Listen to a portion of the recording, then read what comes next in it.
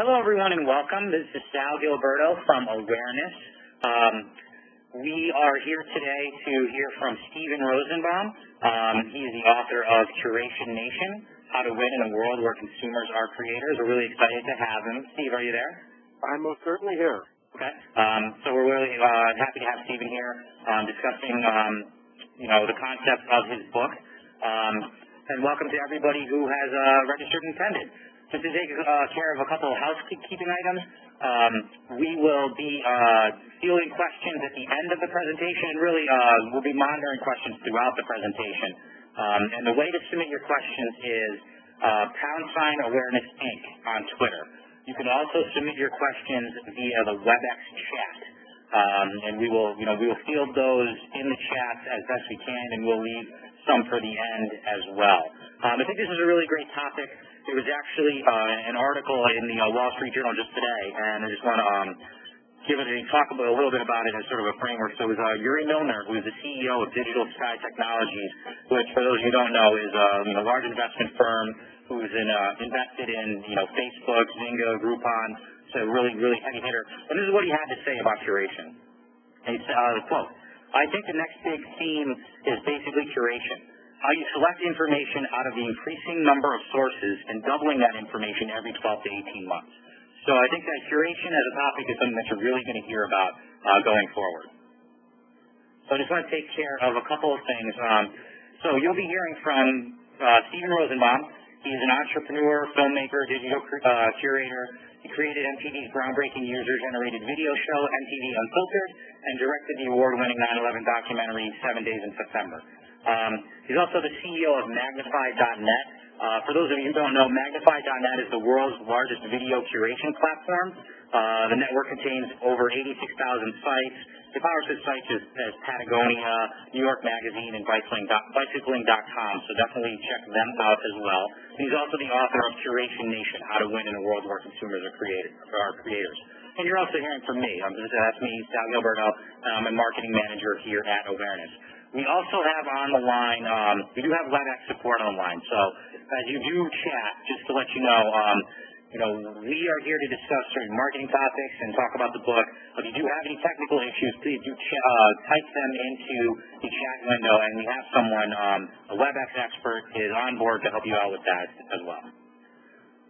And again, two ways to chat: #Awareness Inc. on Twitter, and via the chat itself in WebEx in the lower right of your screen. Before we get started with the presentation, I also wanted to feature the book.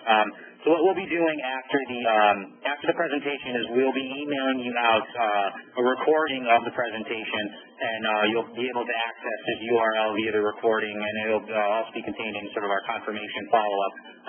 But it's definitely want to let you guys know that this is a great book. You're going to hear more and more about curation going forward as a digital marketer. So it's really great to get on the ground floor now and really get a background. And this is really the book to help you do so. So before we get started with curation, I just want to take a couple minutes to talk about awareness. Many of you know who Awareness is. You've attended several of our webinars, several of our presentations. But for those of you who don't, Awareness is a company that makes software for marketers. We've been around for about 10 years, and our primary product right now is the Social Marketing Hub. And it is been around for about 3 years, and it is a tool that helps you manage, measure, publish, and engage your social media. As you can see from this slide, Awareness, we work with some of the largest brands in the world, as you can see from the graphic on the lower left, and we partner with some of the biggest agencies in the world, as you can see from the graphic on the lower right. Though we do work with big brands, we do have software versions and products available for small and medium-sized businesses as well. Seeing here at Awareness and dealing in social media, we hear a couple of common challenges from a lot of the companies that we speak to. One thing that we hear a lot is, I'm overwhelmed.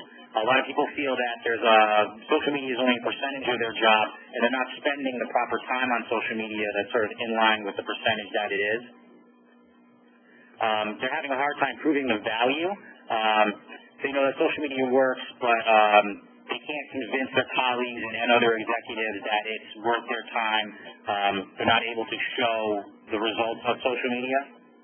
They feel like they're losing control.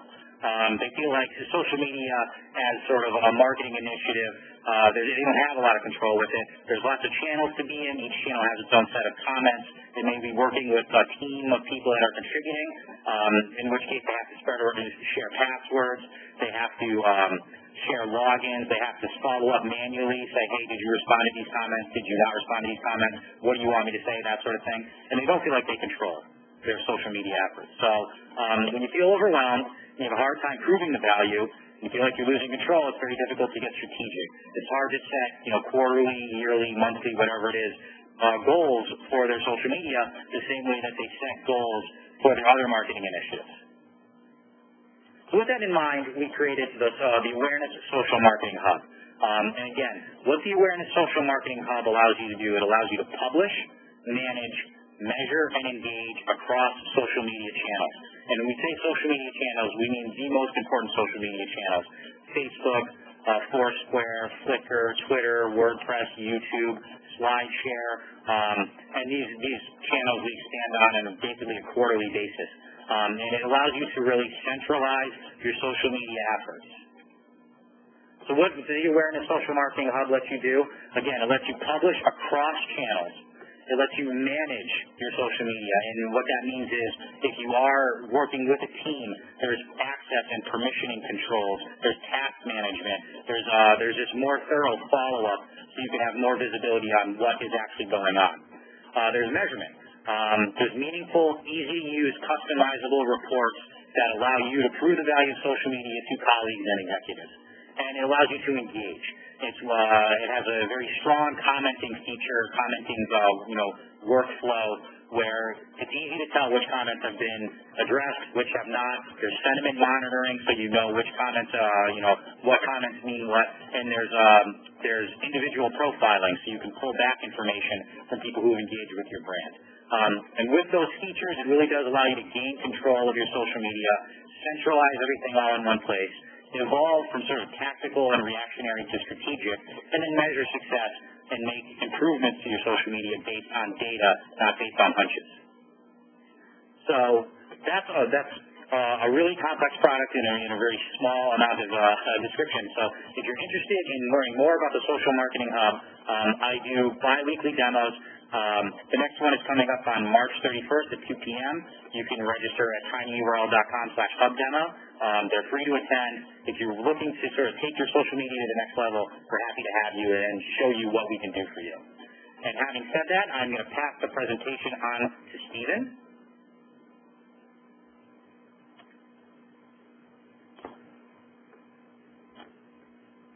Are we on?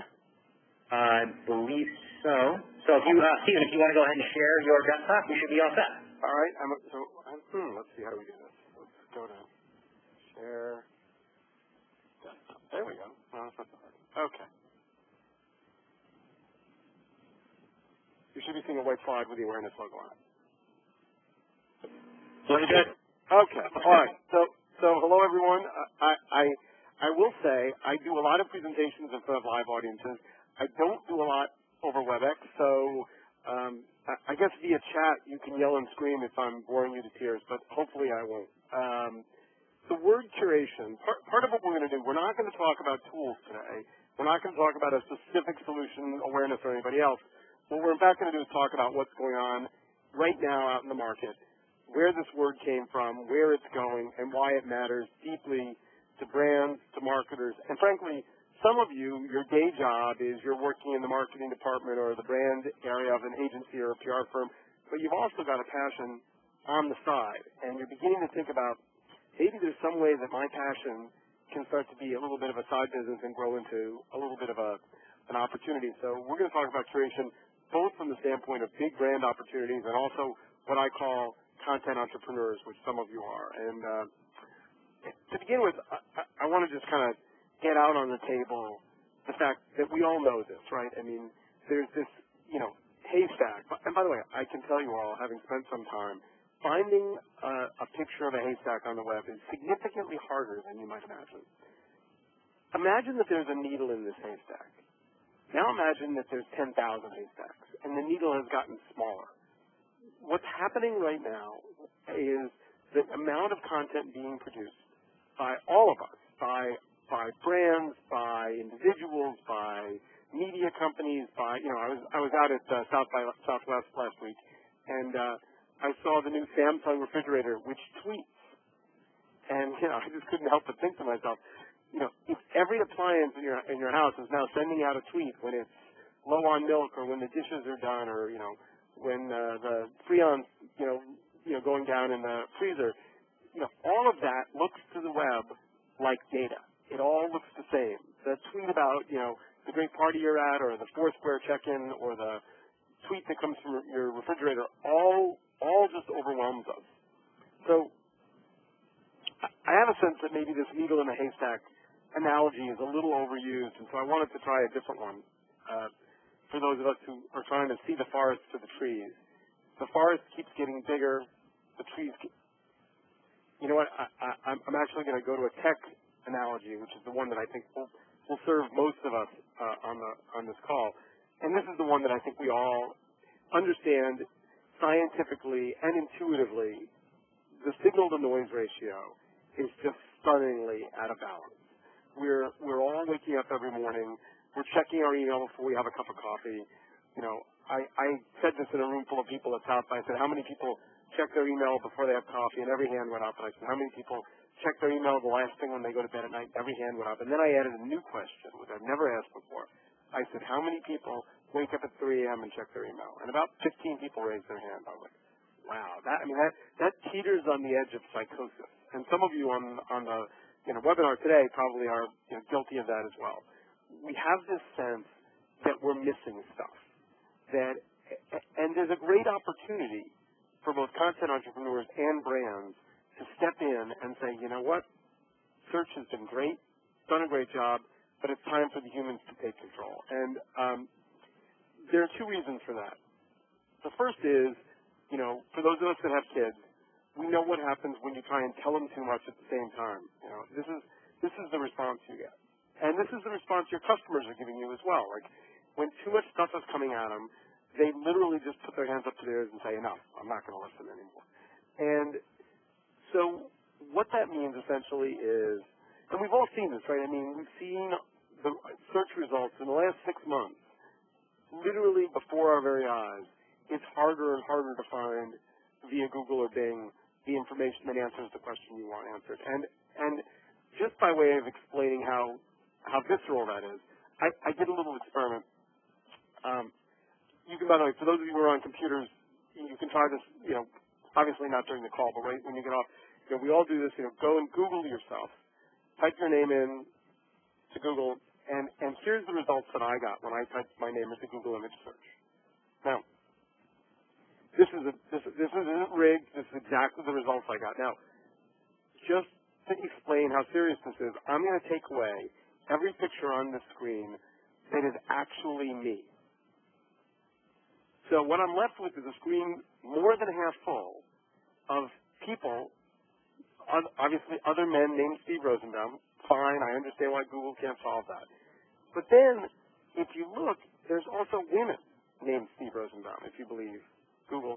And most disturbingly, for me, when I ran this search, there's a dog named Steve Rosenbaum, a Pomeranian, kind of a nasty, kind of growling dog. Now, this is funny, and I'm amused by it, but the reality is that data is not trivial. It's important. So if we were going to meet at a Starbucks to talk about a business transaction and we'd never met before, and you went into Google and typed my name in, see what I looked like, and you came up with a whole collection of women and men and dogs, that would be not good data. And if you were a sheriff trying to serve a warrant because I hadn't paid a traffic ticket, that would be equally bad data. So, we all know why Google can't figure out one Steve Rosenbaum from another, but we've also had the same experience in text searches, all of us. So search, a terrific technology, I believe, in its current incarnation, is about at the end of where it's going to take us. And, in fact, what's interesting about that is Google agrees as well. I mean, here's the quote that I think will ratify what we've all been feeling. Between the dawn of civilization through 2003, we created 5 exabytes of data.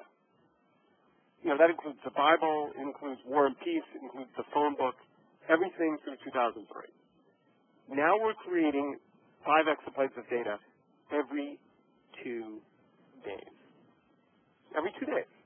So shouldn't come as a big surprise that your email box is clogged and your Facebook messages are overwhelming and your Twitter streams are boiling over. And Google knows this. We know this. But the question is, are we really going to have some exponentially better algorithmic solution to this overwhelming manufacturing of data?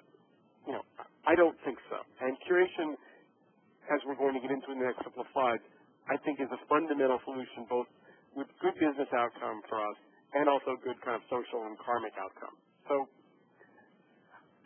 I want to do something that I think is important. I mean, one of the things that I think we've all learned is that in this new world of the web, transparency matters. And so I looked back to my earliest days to try and figure out when I started to become a curator, and interestingly enough, it started here.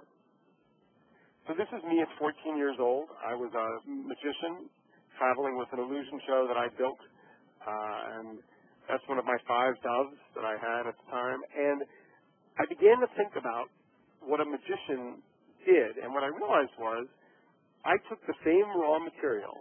I took a catalog called the Tannen's Magic Catalog, and I went through it, and I looked at the Spider Girl or the Phantom Faces or the Wandering Skeleton, and I picked out the tricks that I thought were going to, dazzle my audience, and then I created the order around how that magic show was going to be presented, and I wrote the pattern, and I presented the show. Now, same raw material that every other magician had access to. But my show was very different than anyone else's because it had me, and it had my curatorial organizational skills. This turns out to be essentially the same thing that you as brand managers have the opportunity to do today, which is there's all this information about your product or category. It's all sitting there waiting to be organized. You can organize it to tell your brand story. You can organize it to make your consumers feel loved and appreciated, or you can organize it haphazardly and do yourself no favors. And we're going to, a little bit later in the presentation, we'll show you some specific examples of brands who are doing a good job on curation and how I think it could be germane to you. I don't know why I put that in there. I guess I just wanted to embarrass myself yet again. So let's look at curation and explore kind of how it works. So imagine you're putting together a cookbook and you wanted healthy, light, delicious meals. Well, if you look at these 3 images, they all have similar colors. They have little bits of red from tomatoes or peppers. They have, the colors of noodles. They have green. They all have, leafy greens in them. So all 3 of these pictures came off of Flickr. And, this is clearly a very delicious-looking slide. I mean, if you guys hadn't all eaten lunch, I would say, this would make you want to run out of the room and go order something to eat. Now it's time for dessert. And you see, again, I put together a collection of ice cream, some good-looking donuts, some jelly beans, bright, colorful, sweet, sugary desserts. So those 2 collections of pictures, the main course and the dessert, are each well curated. They tell a story. They seem like they fit together. Now, if I take those same images and I mix them a different way, what you get is disgusting. Now, that's what happens when someone types into their search bar, picnic lunch recipes plus dessert, or dinner recipes. They get an uncurated collection that seems incoherent. And just by way of example, if you were to go to Google right now and type in cat, you would get all kinds of images, including keyboard cat, which is a relatively famous meme, and then you'd also get this image. Yes, I know, it's really repulsive, and I apologize for that. But I did it on purpose, which is to say, when you ask the web a question like cat, and you don't give it a contextual relevance, you end up with a picture of a man who's tattooed a cat's butt to his belly button. And yes, it's repulsive. So let's get rid of that. And let's understand that human beings being able to curate that picture off your screen is a powerful and I think successful thing. So we used to think of this phrase "content is king," and it got thrown around a lot. And the idea was, the thing that is the most powerful on the web is content. But I am here to suggest that content is no longer king. Curation is now king. In fact, content is ubiquitous. We've all made content today. I mean, if I could see all of you, I would ask you to raise your hands and say, how many of you have sent out a tweet today or posted on your Facebook? And between those two things, every hand would go up in the room. So we've all made content for the web. And some number of people have found that very valuable, and some number of your friends and neighbors have said, why did you post that information? But you've already curated to your community some piece of information. And that makes you a curation king. Now, the thing that I find interesting, and that I'm learning, when I was out in Austin, I had 100 people lined up to sign books, and as they stepped up to the front of the line, I asked each one of them, what do you curate? And that was, remember, they haven't read the book yet, they haven't seen me present, and I simply said to 100 people, one at a time, what do you curate? Now, if I'd done that a year ago, I was at South by Southwest a year ago, the reaction was very different. This year, every single one of those 100 people had an answer. One woman said, I curate children's events for the city of Toronto. Another woman worked for a community bank and was curating financial information. Somebody else works for National Geographic and curates photographs. But what was fascinating to me, and I guess when we get to the questions portion of this call, some of you as well are already clearly think of yourselves as a curator. I mean, you're on this presentation in part because I think you've dipped your toe in the water and now you want to understand more. So, what that means, and I think what it means for all of us, is that we are on our way into a journey in which we are both creators of some material. We take some pictures, we write some text, we write some blog posts, and we're also curators, organizers of material that is interesting to us and that where we think we can add value. And so when I started working on the book, which is now a little more than a year ago, I went out to 70 of the smartest people that I knew, and I said to them, tell me how you see yourself as a curator and tell me how curation matters to you. And, I expected there to be really more conflict in that than ended up coming out of those conversations. I mean, Jeff Pulver absolutely thinks of himself as a curator of the 140 conference. Ariana Huffington clearly sees the Huffington Post as a curatorial enterprise. Chris Brogan is absolutely a curator, as is Esther Dyson, as is Steve Rubel, and Alexis Cordano, and Jason Hirschhorn, and Jeff Dartmouth, and Bob Garfield. Each of them had a story to tell me in the interview that I did with them about how they see curation as kind of core to where their brand and their business is going. And the group of people that I talked to is actually quite diverse. I mean, everybody from Dan Abrams, who comes from MSNBC and kind of an old media guy, to Clay Shirky, the author of Cognitive Surplus, and on and on. And really, and I should say this just to be fair. I mean, not everyone agrees that curation is a good thing. I mean, I interviewed Andrew Keene, who wrote Curse of the Amateur. And he and Mark Cuban both fundamentally agree that curation is, they describe curators as vampires, sucking the blood of content creators. And, I will tell all of you, I'm looking forward to debating Andrew Keene on this subject because I just think he's so fabulously, blissfully, fundamentally wrong. But we'll see if he and I get to be on the same stage together. So far, he's ducked my challenge. But what I did in 300 pages was try and take you on a journey, explore curation from the very earliest days that it began at Reader's Digest, right around the turn of the century, and Time Magazine, interestingly enough, up through the people that are doing some of the most forward-thinking things in curation today. Now, I will tell you this. What I did not do was pick 6 or 7 pieces of software and do a kind of a how-to book, in part because, interestingly enough, some of the leading software in the curation space didn't exist 8 months ago. And I'll just, by way of example, Pearl Trees or Curata has been around just about a year, or Curated By. There are a couple of others.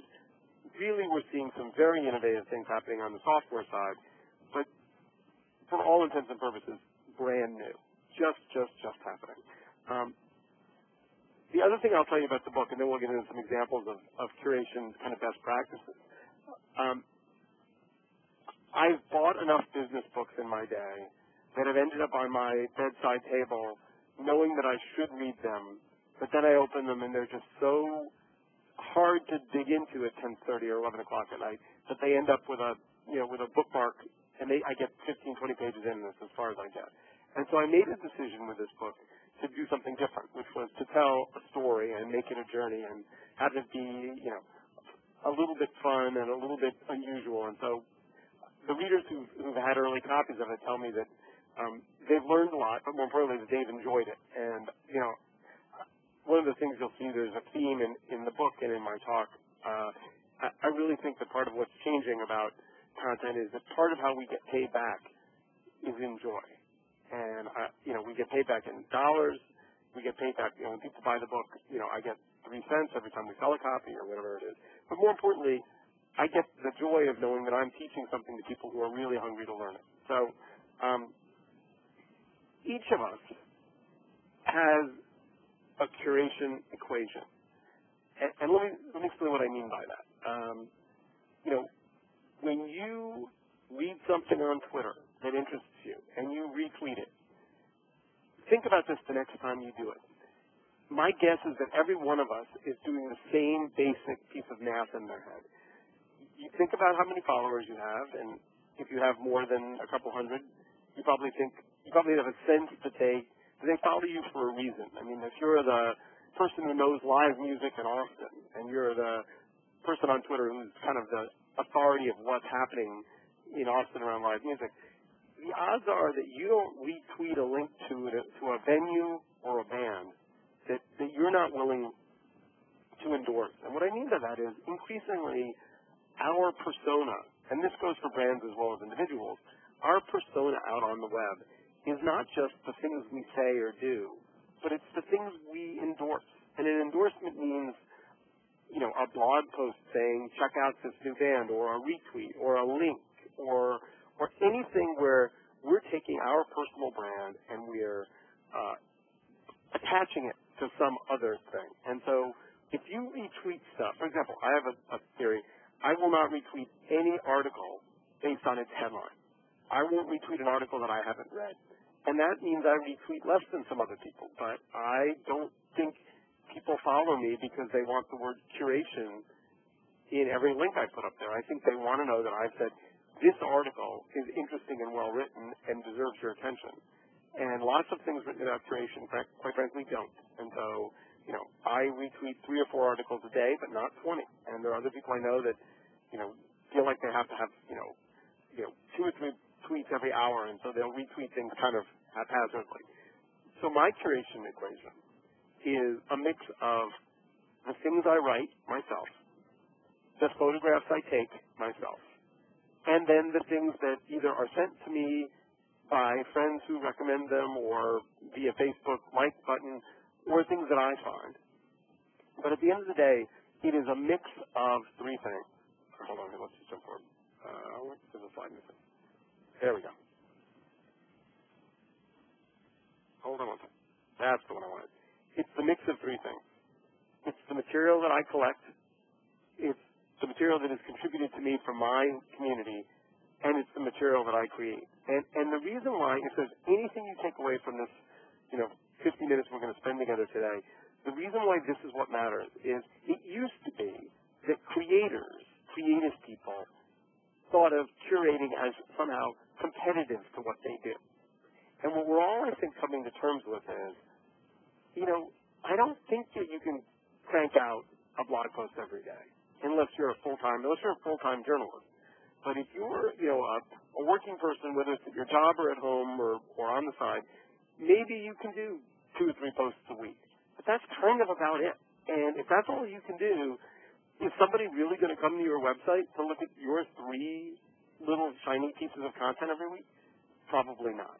But if you are, and the book talks about this as an example, if you are the world's greatest expert in barbecue, and all of a sudden you are writing 3 barbecue articles a week, but you're also curating all things video and text and audio and still about what's going on in the barbecue world. Well, guess what?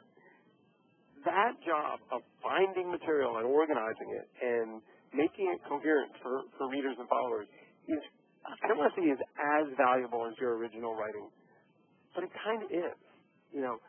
Separating the signal from noise, going back to the original slides in the deck, going back to the haystack and the needle or the forest and the trees, that job of helping people find the things that matter around your area of passion is hugely valuable. And I would go so far as to say, has the potential to be economically valuable as well. Although this is the point in my presentation where I always wave my hands in the air and say, don't quit your day job. Like no matter how much you dig barbecue, keep it as for now. Unless you're going to build a network of cooking sites and you're going to go and raise some venture capital and, put your house on, remortgage your house. Curation is early enough that there is not yet an enormous revenue stream around individually curated sites, but I think you're going to see that change. Okay, so let's go back and talk about some examples. So let's start with brands. So these are 3 examples. I could give 10 more, but these are 3 good examples. Pepsi. So Pepsi has always been, the kind of runner-up to Coke for as long as anyone can remember. Coke is this very powerful mass media brand. Coke is it. Coke is the real thing. All these kind of jingles and, they were when big media worked, they could buy their way into your brain. All of a sudden, social media appears, and Coke seems a little lost. Like, Coke doesn't have anything to say to me. Coke, I'm not going to follow Coke or Diet Coke. Pepsi, on the other hand, launches this thing called the Pepsi Refresh campaign, which I think is absolutely, absolutely brilliant. And what they said was, we have customers who are passionate about what they do in their communities, and we're going to take $1 million a month and create a user-generated, user-voted, basically give-back campaign in which that logo and that can all of a sudden starts to feel like, you know what? I'm spending $1 for a can of soda, but somewhere in the back of my brain, I know I'm giving something back to the local Boy Scouts or Girl Scouts or some useful and important community organization. Incredibly brilliant social marketing that, if you look at Pepsi as a brand and where it stands in the ecosystem, is really starting to come on its own. So the next is Whole Foods. Now, you might not think of Whole Foods as a curated experience, but compare Whole Foods to a supermarket. So a supermarket's marketing message to you is, we have everything. No matter what you want, we have it. We have shelves and shelves and shelves stacked with, enormous choice, much like the web, overwhelming. Whole Foods says, wait, we are going to guarantee you a healthy, fresh, environmentally sensitive experience. We're going to be expensive, we're not cheap, and we're not going to have everything. So, for example, if you go into Whole Foods and try and find something with sweet and low in it, with NutraSweet, you won't find that because Whole Foods doesn't believe it's healthy. And so if you're in a hurry, as we now often all are, and you're racing home to grab dinner for your family, the question is, are you going to walk into a supermarket with endless aisles of choice, or are you going to go into Whole Foods and know that you're paying a premium for a curated experience? Another example, very similar to Whole Foods, is Zappos. At a time when most web retailing was moving toward bigness, unlimited selection, and, don't talk to any people, it's all automated. Here's Zappos, and Zappos says, we are going to slow down. We will talk to you on our 800 number for as long as you want to talk. We'll talk about pizza, we'll talk about shoes, we'll talk about, fashion. What Tony Hsieh believes is that phone call between a customer and Zappos is his marketing opportunity. It's his customer touch point. And I've been to the Zappos offices in Las Vegas, and I got to tell you, it's a fun place. I mean, people love working there. They love their customers. They're passionate about what they sell.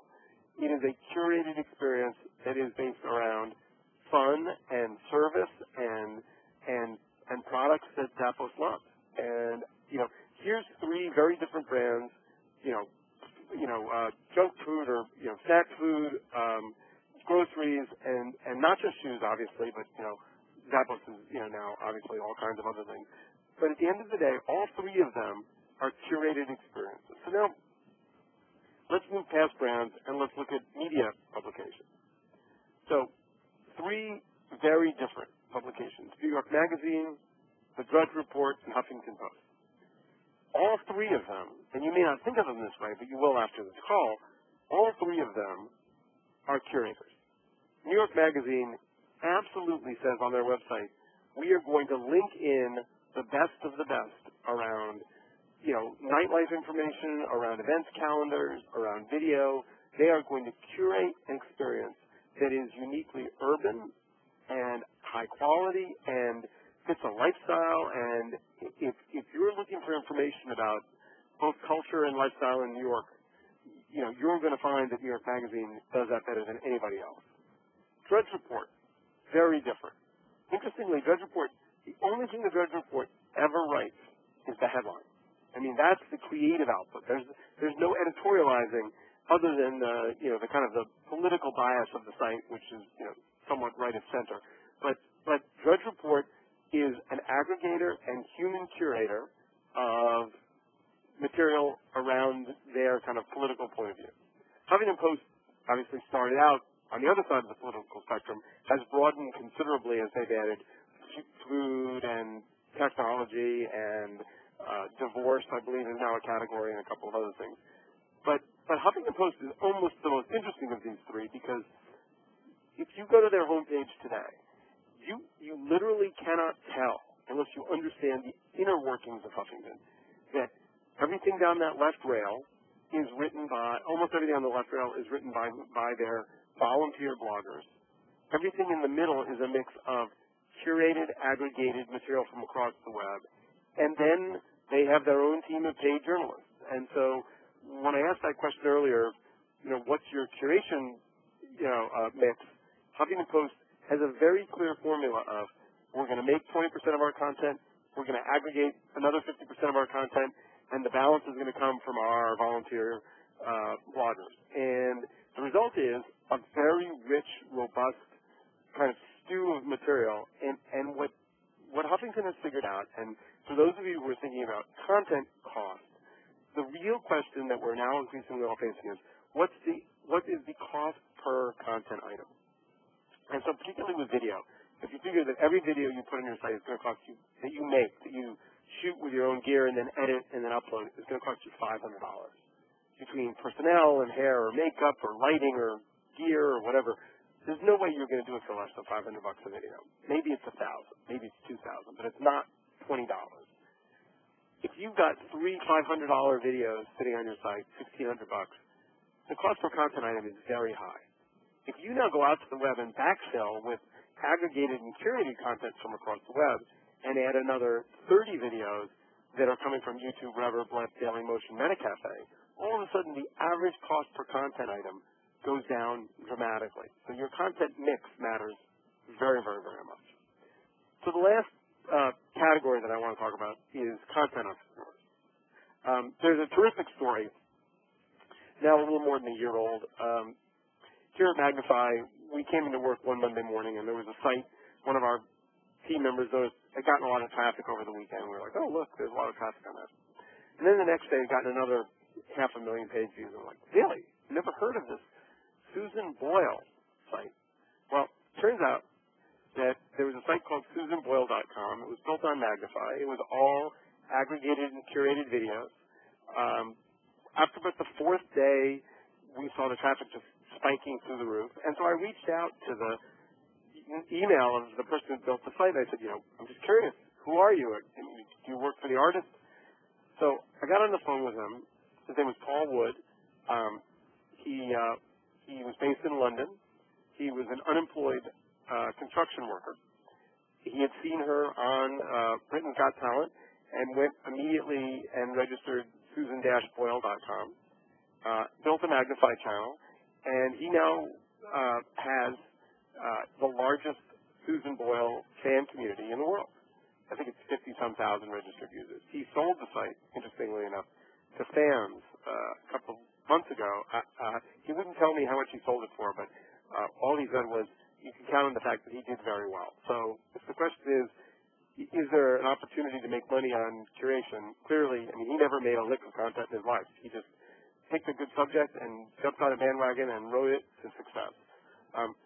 The two other sites that I'll mention here, we won't go into the stories behind them because we just won't have enough time, but streaminggourmet.com is another aggregated, curated video site produced by a woman in San Francisco who's a foodie and didn't want to make her own videos but wanted to be the discoverer of great video and the curator of great video.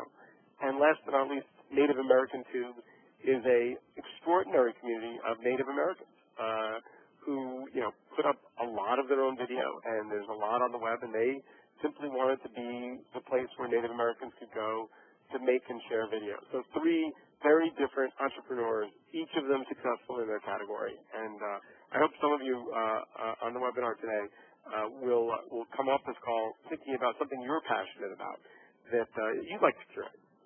So let's just do a couple takeaways here. Transparency matters. So if you have embarrassing pictures of yourself when you're 14 years old, you might as well just put them up on your Facebook page right now because they're going to get out one way or another. The second thing is listen to customers, because at the end of the day, when brands try and say, you know what, we have an unhappy customer, we're going to see if we can ignore them. There's a whole chapter in the book about Dell Hell, Jeff Jarvis's experience with Dell, and Comcast Must Die, Bob Garfield's attempt to get Comcast to pay attention to customers.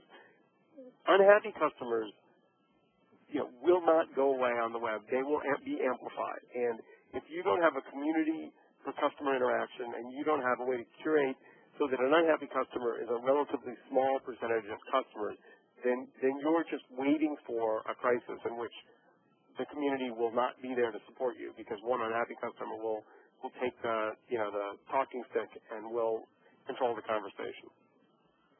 And what I mean by that is give people a curated place to participate.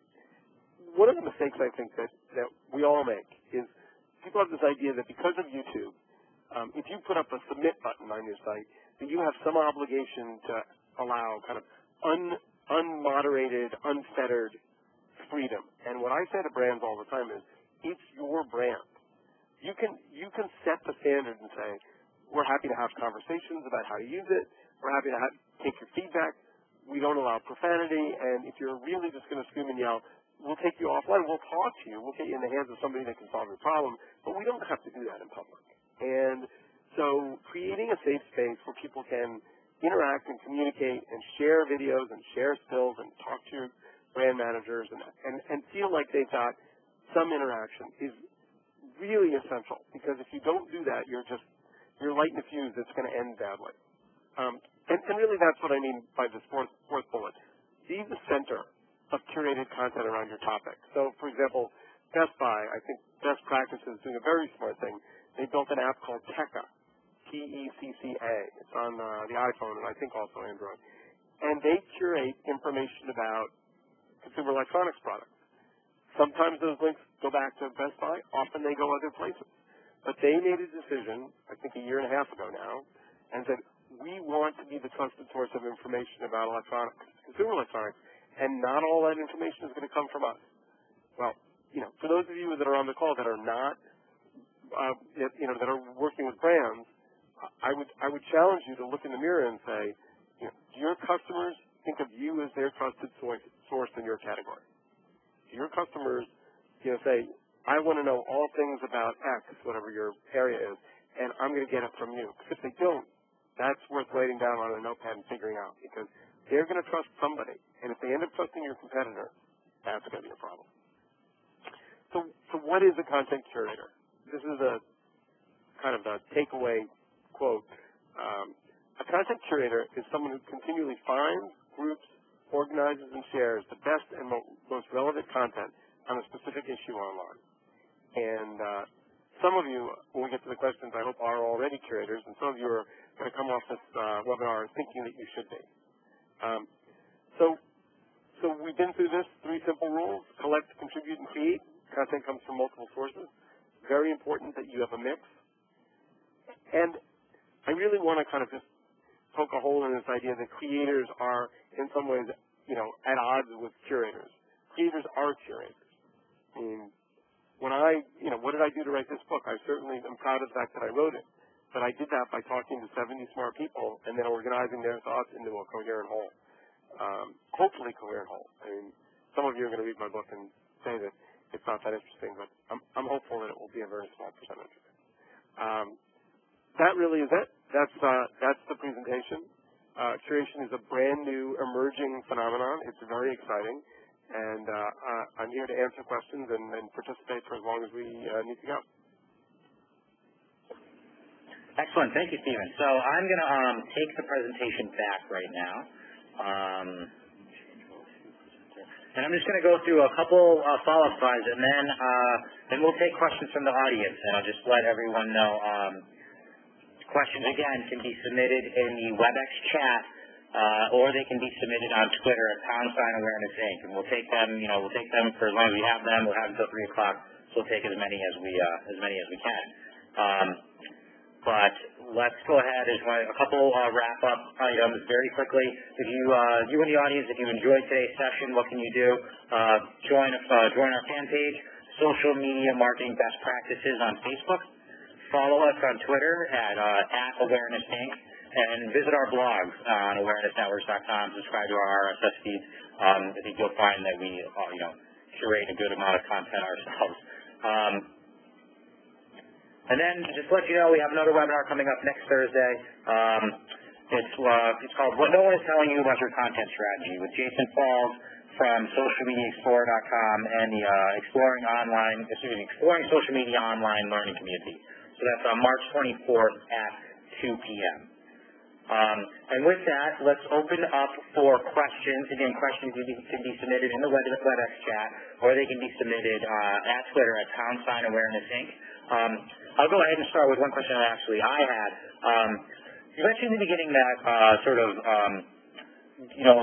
your Google example that it's going to, Google sort of as constructed right now, it's just there's going to be too much noise. It's going to become, less and less useful, and it's going to rely on sort of, more curated, more managed content, managed by people in the space, managed by trusted sources, things like that. And you also mentioned that Google is smart, so, do you envision Google sort of incorporating some type of curation, or where do you see them going as far as curation is in order to stay relevant? Well, I do think they're smart, but I also think if you're a hammer, everything looks like a nail. So, if you're an algorithm, everything looks like something that can be solved algorithmically. And, I will tell you that I think that what I see is different kinds of search tools solve different problems for me. So when I'm looking, I think of, and Google would like to solve all my problems for me. So the question is, if I'm looking for a restaurant, am I going to use Yelp or am I going to use Google? If I'm looking to know where all my friends are, am I going to use Facebook Places or am I going to use Foursquare or am I going to use Google? And I think, I think the world's a better place if there are more companies participating in the ecosystem rather than one.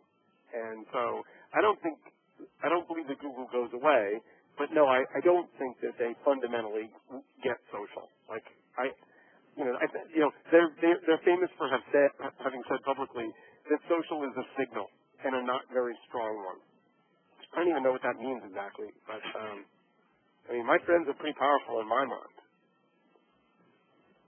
Awesome. There's also some questions here, I'll go ahead and field them. Really about Magnify and what you guys do. So when you say that you sort of create a video curation platform, and you showed a couple of examples. What exactly does that mean? Like, what exactly did Magnify do for those examples that you showed?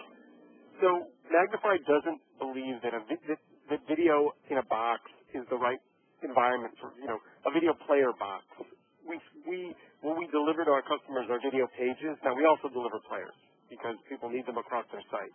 But if you go to, for example, Patagonia and you look at their video environment, you'll see that there's a whole collection with a taxonomy, with lots of choices. It's very robust. It's quite beautiful. It is pixel perfect. They've used our tools to build a video environment that includes players and takeaway players and widgets. But the video comes from multiple sources. Some of it they've uploaded to us, and we store and encode and deliver it.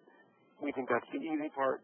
Some of it comes from the web, YouTube, Rubber Blip, and some of it increasingly now comes from users, from visitors who are going to go and, take a trip with their Patagonia gear and shoot it on their flip cam and want to show Patagonia what a great, mountain climbing experience they have. So it gets back to that idea of a curation mix. And what Magnify believes is that video in particular should be, a mix of the video you make, the video you discover, and the video your customers make for you. And you have, has there been any pushback? Because, let's say that, like, for example, you're retweeting something. Well, someone will have to actually visit that site or link or, whatever it is that you're retweeting in order to actually consume that content. But, in terms of curation, they're not actually getting to potentially, someone else's website with someone else's ads. So, what would you say to someone that sort of voices that as a concern? So, it's interesting. The thing that Google doesn't tell you is that more than 60% of YouTube's traffic comes from off-site plays. So the idea that you're going to have a video, so let's say that you make a video about awareness. Let's say you make a video about awareness and you put it up on YouTube. And then as you're finished uploading it, it asks you the question, share or not share? And you think, hey, I'm the marketing manager. I want my video as many places as possible. Share. Done. Now I build a channel about new tools for social engagement, and I put videos up from Scoop It and all kinds of other guys, and I put up the video from Awareness. Well, you have a choice. You can say take it down, although you've already kind of given permission to put it up. The same thing happened back at the very end of the 90s with the shopping engine. The shopping engines went out and searched the web and brought all the pricing together and said, hey, if you're looking for this hard drive, here's 10 different people you can buy it from. And a bunch of the big retailers said, hey, I don't want to be compared to my competitors. Take that down. And the shopping agent said, okay, you're down. Wait, now I'm invisible. Your choice. That's kind of where we are. Like, you want to be where the traffic is or you don't. We embed well over 3 million videos a week, and maybe out of a month we'll get one takedown notice. And what we say back to someone who sends us a note is, hey, you checked share on YouTube, so we discovered it using our tool, but if you don't want it on the site, we're happy to take it down. Interesting. I have one question here. It's in the WebEx chat, and it's basically, I understand some of the examples that you gave, but one question I had was the Zappos example. Can you talk more about how that qualifies as curation? Absolutely. So, Zappos does not carry every brand. Zappos is quite selective about the quality of two things. One, the quality of the products that they represent, and then secondly, they curate two things. They curate the experience around the brand, which is very specific. Their T-shirts are like, I don't even remember their tagline, but it was like, a little weird. Zappos a little weird. It's a quirky community. It's lots of, they do big events and they paint their hair blue, and it's meant to be kind of the opposite of a kind of a staid and professional brand. They want it to be a little wild and woolly, and so they curate the experience around the product, and then they also curate exactly what they deliver to customers. So, I interviewed Tony Hsieh for the book, and one of the questions I asked him is, what if you found out that one of the brands that you represented was, delivering sub-quality products? You were getting customer pushback. He's like, we'd remove it. He's like, we want our customers to be incredibly happy. Excellent. Again, questions to the WebEx chat or #Awareness Inc. Have a question here. Basically, you sort of mentioned at the beginning of your presentation about sort of, your personal brand and curation. Versus, and then, which begs the difference, versus sort of a corporate brand and curation. And is it sort of necessary, I guess is what the question is asking, for, an employee's personal brand to sort of be woven into sort of like a company's brand where they're sort of curating the same kind of content on a personal basis as, say, a brand is? I'm sorry, ask it again. I'm not sure I understand the question. I think the question is basically saying that, when you were talking about, when you sort of began your presentation, you talked about sort of like your personal brand and, how people use, their personal brand for curation. I mean, we went over a lot of corporate examples, but, do you recommend, do you think it's necessary for an employee to use their personal brand sort of on behalf of the company and sort of, curating the same type of content, via their personal brand that the company is sort of reflecting? Dang, that's really hard. I mean, you're asking a great question, which I don't know the answer to, which is, when I go home at the end of the day and I take my company hat off and put my personal hat on, if I have political feelings, am I allowed to express them on my Twitter stream or on my Facebook off hours? Well, what if I tweet during the day? Is that, where's the line between a company brand and a personal brand? And the answer is I don't have the slightest idea. I mean, I don't work for a big company, so, I don't tend to see the world that way. But, I do know of people that applied for jobs recently and were told that they had to give a company access to their Facebook. They had to friend the company on Facebook so they could look at their private Facebook pages as part of a job interview. I thought that was kind of nuts, to be honest. Yeah, I mean, that is interesting. I mean, it's sort of the whole realm of social media is sort of like blurring your privacy lines, blurring your sort of offline life. So yeah, that's a tough one. That's we've had sort of heard of the same experiences here because we are a software company that works in social media, so we get a lot of sort of privacy concerns. We get a lot of our tool works with permissioning and things like that, so we do get a lot of that as a question. And I agree with you. I don't think it's something that sort of worked itself out yet. All right, let me see. If any more questions, please submit to Twitter at #Awareness Inc. or via the WebEx chat. But I think that we have it all wrapped up. It's also 3 o'clock, so I just want to say, Stephen, this was excellent. I recommend everybody read this book because, as I said at the beginning of the presentation, curation, I believe, is one of those sort of marketing terms that you're going to hear, throughout. From now on, it's going to be something that everybody's aware of. It's going to be, a common marketing topic that's discussed. So I definitely recommend reading the book. This is sort of going to be the first major work on this. And with that, I thank everybody for coming, and Stephen, thank you for presenting, and we'll talk to everybody again soon. Appreciate it. Thanks a lot. Thanks.